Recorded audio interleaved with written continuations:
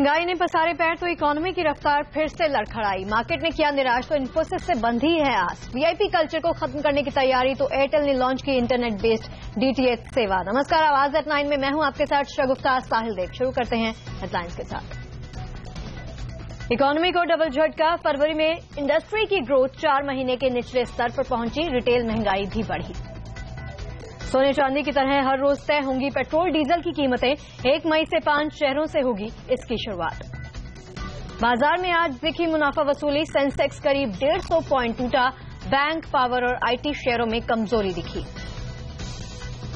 कल आएंगे इन्फोसिस के नतीजे। मुनाफे पर दिख सकता है इसका दबाव। गाइडेंस भी हो सकता है कम। एलपीजी सब्सिडी छोड़ चुके 1 लाख से ज्यादा लोगों ने मारी पलटी। फिर से लेने लगे सब्सिडी। फैसला बदलने वालों में महाराष्ट्र के लोग सबसे ज्यादा। ईवीएम पर सवाल उठाने वालों को चुनाव आयोग का खुला चैलेंज। कहा, विशेषज्ञ, वैज्ञानिक और टेक्नीशियन हैक करके दिखाएं हमारी ईवीएम। गुजरात की तर्ज पर पूरे देश में तय हो सकती है स्कूल फीस की सीमा। केंद्र ने गुजरात से रेगुलेशन कानून की मांगी कॉपी। एयरटेल ने लॉन्च की इंटरनेट बेस्ड डीटीएच सेवा। 4,999 रुपए में मिलेगा 3 महीनों के लिए डिजिटल टीवी का सब्सक्रिप्शन। चलो तो सबसे पहले बात करते हैं तेज ग्रोथ की उम्मीदों को एक बार फिर से जोर का झटका लगा है, क्योंकि फरवरी में इंडस्ट्रियल प्रोडक्शन घटकर 4 महीने के निचले स्तर पर जा पहुंचा है। फरवरी में आईआईपी ग्रोथ नेगेटिव 1.2% हो गई है, जबकि जनवरी में ये 3.3% थी। सबसे ज्यादा झटका लगा है मैन्युफैक्चरिंग ग्रोथ को, जो 2.3% से घटकर -2% हो गई है। कैपिटल गुड्स ग्रोथ और कंज्यूमर ड्यूरेबल में भी दबाव देखने को मिला। इलेक्ट्रिसिटी ग्रोथ को भी काफी झटका लगा है। एक बुरी खबर ये निकलकर सामने आई कि महंगाई ने फिर से सिर उठाना शुरू कर दिया है। रिटेल महंगाई भी 5 महीने की ऊंचाई पर पहुंच गई है और ये 3.65% से बढ़कर 3.81% तक जा पहुंची है। तो केयर रेटिंग्स के चीफ इकोनॉमिस्ट मदन सबनवीस का ये कहना है कि आरबीआई को महंगाई पर नहीं, ग्रोथ पर फोकस करना चाहिए। उनका ये भी मानना है कि महंगाई के ज्यादा बढ़ने का खतरा फिलहाल की घड़ी में दिखाई नहीं दे रहा। तेजी नहीं बढ़ेगी, लेकिन ये 4 और 5% के बीच में जरूर रहेगा, क्योंकि अगर हम नॉन फूड कमोडिटीज को भी देखते हैं, जैसे मेटल्स या क्रूड ऑयल, हम देखे हैं कि these prices have started moving upwards. वैसे तो कोई खतरनाक सिचुएशन नहीं है, there is no need for one to panic, but जो ट्रेंड देखते हैं वो ऊपर की तरफ है, वो नीचे की तरफ नहीं है। यही तो आरबीआई का रिपोर्ट में this is the indication which has been provided. तो महंगाई को लेकर फिलहाल चिंता करने वाली कोई बात नहीं है, ये कहना है इनका। उधर मार्केट एक्सपर्ट निपुण मेहता का ये मानना है कि बाजार पर इसका ज्यादा असर दिखाई नहीं देगा। आईआईपी के नंबर को बाजार से थोड़े समय के लिए ही देखेगा। आई थिंक ये नेगेटिव सरप्राइज जरूर है। आई थिंक मार्च के फिगर्स आएंगे वो ज्यादा अहम रहेंगे, लेकिन I think despite this negative surprise markets इसे मोरलेस for a very brief period इसे देखेगा। उसके बाद क्लियरली जो रिजल्ट्स हैं वो ज्यादा इंपॉर्टेंट हैं। तो एक तरफ महंगाई की चिंता, दूसरी तरफ नोटबंदी की चिंता। एक बार फिर से नोटबंदी के दिनों का डर सताने लगा है। शहरों में एटीएम में आजकल पैसे नहीं निकल रहे, तो कई जगहों पर तो कैश न होने से एटीएम का शटर ही गिरा हुआ है। इतना ही नहीं, एचडीएफसी बैंक के एटीएम में तो परेशानी और भी बढ़ गई है, क्योंकि एचडीएफसी बैंक के एटीएम में से दूसरे बैंक के कार्ड से पैसे नहीं निकल पा रहे।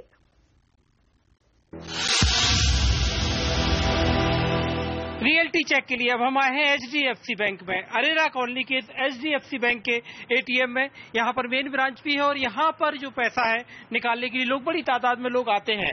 लेकिन अभी थोड़ी देर पहले एक शख्स यहाँ से निकले, उन्होंने 10,000 रुपए निकाले। उनके हाथ में एचडीएफसी का ही जो कार्ड था वो एचडीएफसी बैंक का था, डेबिट कार्ड, तो इसकी वजह से उन्होंने आसानी से 10,000 रुपए निकाले और चले गए।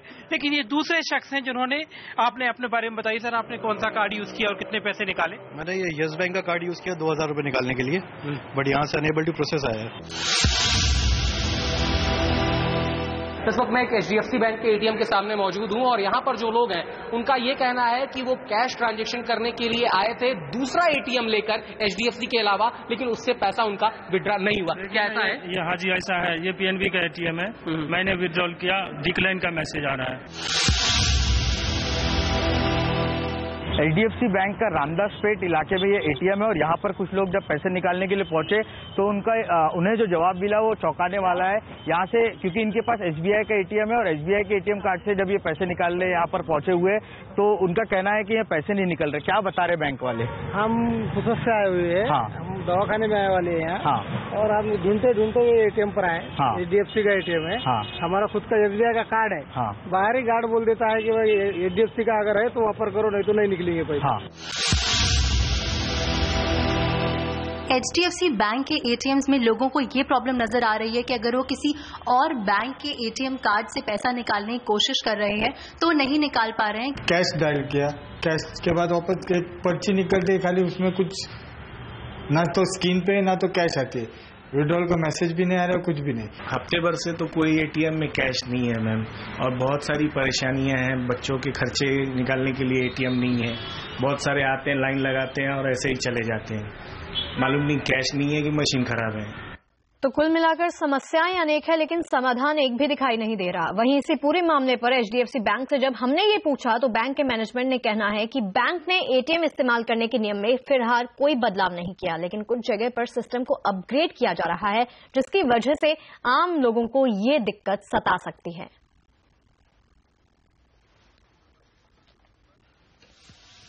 प्रधानमंत्री नरेंद्र मोदी की अपील पर LPG सब्सिडी छोड़ने वाले लोग अब फिर से सब्सिडी वापस लेने लगे हैं। ये खुलासा खुद पेट्रोलियम मंत्रालय ने किया है। मंत्रालय की माने तो 1,12,655 लोगों ने अब तक अपनी LPG सब्सिडी वापस ले ली है। इसमें सबसे ज्यादा तकरीबन 23 लाख लोग महाराष्ट्र से संबंध रखते हैं। गिवन कैंपेन में 1 साल के भीतर 1 करोड़ लोगों ने अपनी सब्सिडी छोड़ दी थी। तब सरकार ने 1 साल के बाद सब्सिडी वापस लेने का विकल्प भी दिया था। इसी नियम के तहत लोग सब्सिडी वापस ले रहे हैं और सरकार ने यह दावा किया है कि गिवन कैंपेन के जरिए अब तक 21,000 करोड़ रुपए बचाए जा चुके हैं। चलिए बात करते हैं सोने चांदी की तर्ज पर अब पेट्रोल और डीजल के दाम अब रोज की तरह तय किए जाएंगे, यानी अब कीमतों की समीक्षा हर 15 दिन के बजाय रोज की जाएगी। शुरुआत 1 मई से 5 शहरों में होगी और प्रयोग सफल रहा तो जल्द ही पूरे देश में लागू कर दिया जाएगा। इस खबर पर ज्यादा जानकारी लेते हैं सीनियर एडिटर नीरज वाजपेयी से। नीरज, किन शहरों में नियम को लागू किया जा रहा है और ये होगा कैसे?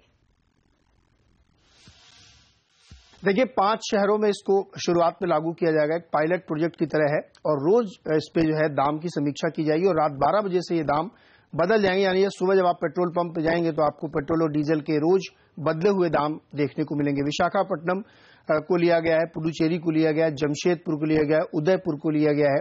ये 4-5 शहर लिए गए हैं जहां पे इस योजना को शुरू में लागू किया जाएगा। तो जियोग्राफिकली अगर आप देखेंगे तो पूरा देश इन 5 शहरों से कवर होता है और ये योजना अगर सफल हो जाती है तो इसको बहुत जल्द यानी मई अंत तक आप देखेंगे पूरे देश में इसको लागू कर दिया जाएगा। सभी पेट्रोल पंप पे ये व्यवस्था होगी। इस व्यवस्था को जो है लागू इसलिए किया जा रहा है क्योंकि बहुत सारे जो डिस्कशंस थे चल रहे थे कि इसको कैसे मैनेज किया जाए, टेक्नोलॉजी इसमें बहुत लगेगी, वो जरूरी था, इसलिए ये सब किया जा रहा है। और कंपनियों ने, तीनों ही कंपनियां जो OMCs हैं, इसको मंजूरी दे दी है। तो 1 मई से इसके लिए आप दर्शकों को, ग्राहकों को तैयार रहना चाहिए कि उनको हर दिन बदला हुआ दाम मिलेगा इन 5 शहरों में। जी नीरज, इस पूरी जानकारी के लिए आपका बहुत बहुत शुक्रिया। तो हर 15 दिन की बजाय हर रोज कीमतों की समीक्षा अब की जाएगी। उधर all India petroleum dealer association के प्रेसिडेंट अजय बंसल ने सरकार के फैसले को सही बताया और ये कहा कि इससे तेल कंपनियों को नुकसान नहीं उठाना पड़ेगा। ये जो डिसीजन और ये लेना अच्छा रहेगा कि इसको डेली बेसिस पर कर दिया जाए, क्योंकि जब डेली बेसिस पर करेंगे तो इसका जो वॉल्यूम है, जो इसका जो दायरा है, जो इसका इम्पैक्ट है वो कम पड़ेगा। अदरवाइज जब 15 दिन में होता था ये 2 रुपये या 3 रुपये के जंप आप देखते तो बहुत ज्यादा होते थे, जो कि कस्टमर को भी बहुत परेशान होता था जब एकदम से बढ़ते थे। इसमें वो छोटा सा प्राइस को हर रोज चेंज कर और इसमें ज्यादा दिक्कत कस्टमर को ना हो या डीलर को ना हो या कंपनियों को लॉस ना हो, इस सबको ही अच्छा रहेगा। चलिए अब बात करते हैं शेयर बाजार की। शेयर बाजार में आज बिकवाली का दबाव दिखा। कारोबार के दौरान एक बार निफ्टी 9,150 के बेहद करीब पहुंच गया था। हालांकि दोपहर को निचले स्तरों से स्मार्ट रिकवरी भी नजर आई, लेकिन आखिरी घंटे में एक बार फिर से बिकवाली हावी हो गई। कारोबार के अंत में सेंसेक्स में 145 पॉइंट और निफ्टी में 34 पॉइंट की कमजोरी दर्ज की गई। कॉर्पोरेशन बैंक, विजया बैंक और SBI जैसे सरकारी बैंकों पर दबाव देखने को मिला। इसके अलावा टेक्नोलॉजी शेयरों में भी गिरावट देखने को मिली। हालांकि भारतीय इंफ्रा, आयशर मोटर्स, BPCL जैसे दिग्गज शेयरों में चमक देखने को मिली। तो बाजार की नजर अब कल आने वाले आईटी दिग्गज इन्फोसिस के नतीजों पर जा टिकी है। इस बार कैसे हो सकते हैं नतीजे, बताने के लिए हमारे साथ रिसर्च हेड आशीष वर्मा जुड़ रहे हैं। आशीष, इस बार इन्फोसिस से क्या उम्मीदें लगाएं? देखिए, वैसे आईटी सेक्टर में इस बार कई सारी चीजें हमें मॉनिटर करनी है। एक तो जो यूएस से अनसर्टेनिटी है, एक तो वीजा को लेकर, और वीजा में तो एंट्री लेवल वैसे ही टाइटन कर दिया यूएस ने, और दूसरा मेडिकेयर को लेकर अभी भी क्लैरिटी नहीं है। प्रोटेक्शनिज्म दुनिया भर में बढ़ता हुआ आपको नजर आएगा। FY18 की गाइडेंस कैसे देती है कंपनीज, क्योंकि डिमांड एनवायरनमेंट होपफुल है मार्केट कि बीएफएसआई में अगले साल यानी कि FY18 में एक पिकअप देखने को मिलेगा। इसके अलावा कैपिटल एलोकेशन इस बार की सबसे बड़ी की थीम है, तो क्या बायबैक्स आएंगे, क्या तगड़े डिविडेंड डोल आउट करती हुई नजर आएंगी कंपनीज। और इन्फोसिस के केस में खास तौर पे वो प्रोमोटर्स और बोर्ड के बीच में जो दिक्कतें आ रही हैं उस पर अगर कुछ क्लैरिटी आएगी तो बाजार को पसंद आएगा। जहां तक परफॉर्मेंस की बात है Q4 के नंबर्स की, पिछला क्वार्टर आपको याद होगा इन्फोसिस में दबाव था आय में, डॉलर आय में ऑलमोस्ट 1.25% के आसपास का, क्योंकि आरबीएस डील का कैंसिलेशन का इंपैक्ट था। तो शायद लाइकली है कि उसका ओवरहैंग इस क्वार्टर में कंटिन्यू नहीं होगा, और कुछ टॉप क्लाइंट्स में वीकनेस थी तो वो भी शायद इस बार नदारत हो, इसीलिए डॉलर आय 1.25% के आसपास इंप्रूव होगी। मार्जिन्स में लेकिन 30 बेसिस पॉइंट्स का दबाव होगा। वो दबाव क्यों? क्योंकि रुपया अप्रिशिएट हो रहा है। अगर मैं एंड टू एंड क्वार्टर रुपए कैलकुलेट करूं तो 3% के आसपास डॉलर के मुकाबले अप्रिसिएशन है, तो उसका इंपैक्ट पड़ना है, और इसीलिए मुनाफा भी शायद 3-3.5% के आसपास तिमाही का दबाव दिखाएगा। जी आशीष, इस पूरी जानकारी के लिए आपका बहुत बहुत शुक्रिया। नेताओं की चल सकती हैं लाल बत्तियां, वीआईपी कल्चर खत्म करने पर होगा विचार। पूरी खबर देखिए इस छोटे से ब्रेक के बाद।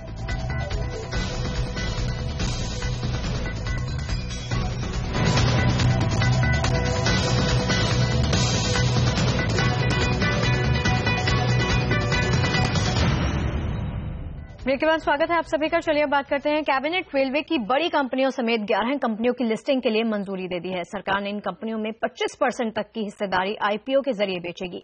आईपीओ में इन कंपनियों के कर्मचारियों के साथ साथ रिटेल निवेशकों को 5% तक का डिस्काउंट हासिल होगा। जिन कंपनियों में सरकार लिस्टिंग की मंजूरी दी है उनमें Rail Vikas Nigam, Ircon, IRFC, IRCTC, RITES, Bharat Dynamics Limited, Garden Reach, Mazagon Dock, MSTC और मिश्र धातु निगम, और इसके साथ साथ नॉर्थ ईस्टर्न इलेक्ट्रॉनिक पावर कॉरपोरेशन भी शामिल है। वहीं इसके अलावा कैबिनेट ने जूट की MSP और पाम तेल किसानों के लिए सब्सिडी बढ़ाने का भी फैसला कर लिया है। कैबिनेट ने कच्चे जूट का न्यूनतम समर्थन मूल्य 9.5% बढ़ाकर 3500 रुपए क्विंटल करने का फैसला लिया है। गुजरात की तर्ज पर अब पूरे देश में स्कूल फीस का नियम लागू हो सकता है। केंद्र सरकार ने गुजरात से ड्राफ्ट मांगा है। इसमें स्कूलों में फीस की ऊपरी सीमा तय की जाएगी। ज्यादा डिटेल के लिए बात करते हैं संवाददाता मनीष देसाई से। मनीष, क्या केंद्र सरकार स्कूल फीस पर गुजरात मॉडल को पूरे देश में लागू करना चाहती है? क्या डिटेल्स हैं आपके पास? बिल्कुल, देखिए, बहुत ही जल्द ये देखने को मिल सकता है कि केंद्र सरकार के द्वारा देश भर में फीस नियमन लागू किया जाए।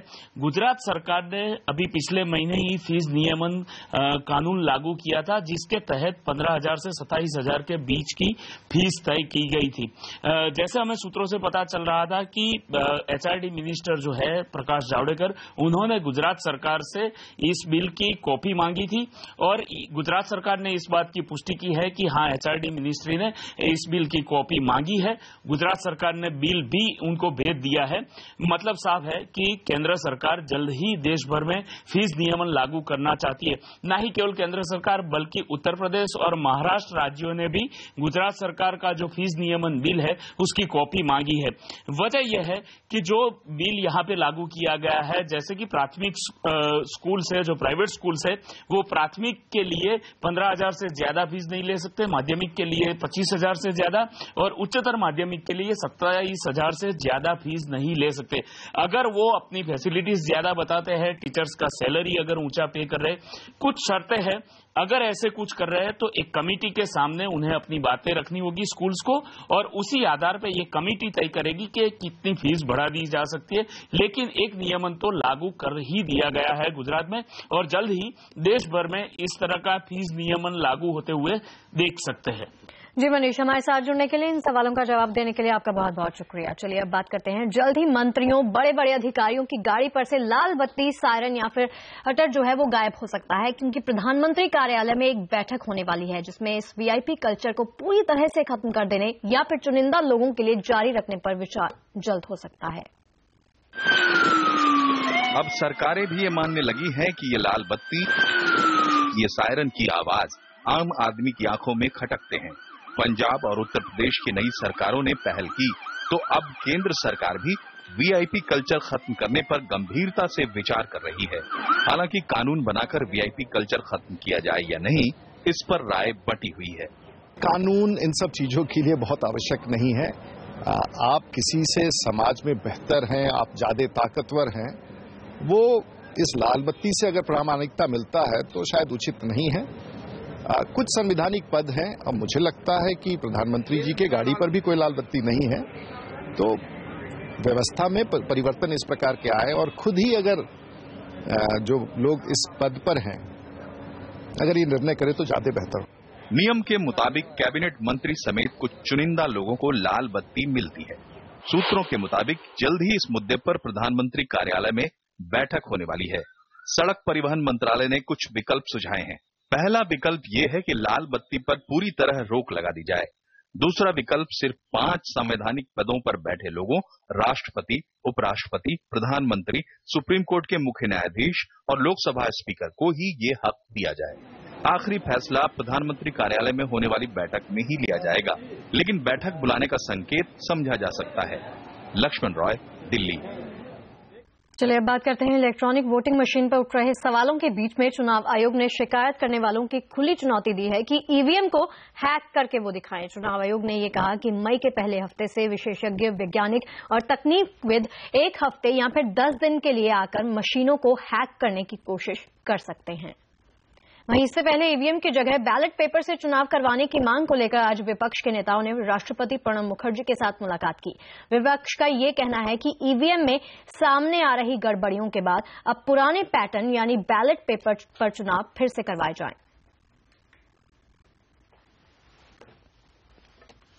जीप की भारत में बनी पहली एसयूवी कंपास से उठा पर्दा, बताएंगे इसकी खासियत क्या है ब्रेक के बाद।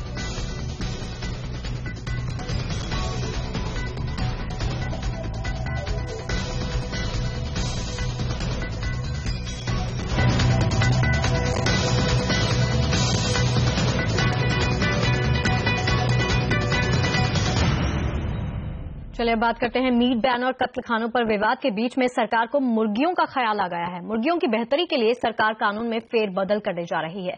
विधि आयोग ने इससे संबंधित लोगों से 30 दिनों के भीतर सुझाव मांगे हैं। दरअसल मुर्गियों के रखरखाव और सेहत को लेकर महिला विकास मंत्री मेनका गांधी ने कानून मंत्रालय को चिट्ठी लिखकर चिंता जताई थी और कानून मंत्रालय ने इस पर कार्रवाई करते हुए विधि आयोग से इससे जुड़े कानून की समीक्षा करने को कहा था। अब आप टीवी पर मोबाइल के सारे फंक्शंस इस्तेमाल कर सकते हैं। आज एयरटेल ने एयरटेल इंटरनेट टीवी को लॉन्च किया है। ये ऐसा पहला डीटीएच सेट टॉप बॉक्स है जिसमें एंड्रॉयड टीवी भी आपको मिलेगा। ये एक हाइब्रिड सेट टॉप बॉक्स है। इसके जरिए यूजर्स 4K कंटेंट आसानी से देख सकते हैं। इसके अलावा ऑनलाइन एंटरटेनमेंट सर्विसेज की स्ट्रीमिंग आपको यहां पर मिलेगी। साथ ही गेम्स या एप्स को भी आप आसानी से डाउनलोड कर सकते हैं। खास बात इसकी ये है कि इसमें नेटफ्लिक्स प्री लोडेड मिलेगा। अभी ये सिर्फ अमेजॉन इंडिया से खरीदा जा सकता है, बाद में कंपनी ऑफलाइन स्टोर्स के जरिए भी इसे बेचेगी। इसकी कीमत है 4,999 रुपए, जिसके साथ आपको 3 महीने का डिजिटल टीवी का सब्सक्रिप्शन फ्री मिलेगा। जीप ने भारत में तैयार अपनी पहली एसयूवी कंपास पर से पर्दा उठा दिया है। कंपास जीप ब्रांड की पहली एसयूवी होगी जो पूरी तरह से मेड इन इंडिया होगी। ये जुलाई में भारत में लॉन्च की जाएगी। इसमें 2 इंजन का विकल्प आपको मिलेगा। पहला 170 बीएचपी पावर का 2 लीटर डीजल इंजन है और दूसरा 162 बीएचपी पावर का 1.4 लीटर का पेट्रोल इंजन आपको मिलेगा। ऑफ रोडिंग या ऑफ ट्रैक के शौकीनों के लिए कंपास में 2 व्हील ड्राइव के साथ 4x4 का ऑप्शन भी दिया गया है। इस कार में ऑटोमेटिक गियर का ऑप्शन भी आपको मिलेगा, लेकिन ये सुविधा सिर्फ कार के पेट्रोल वेरिएंट में ही आपको मिलेगी।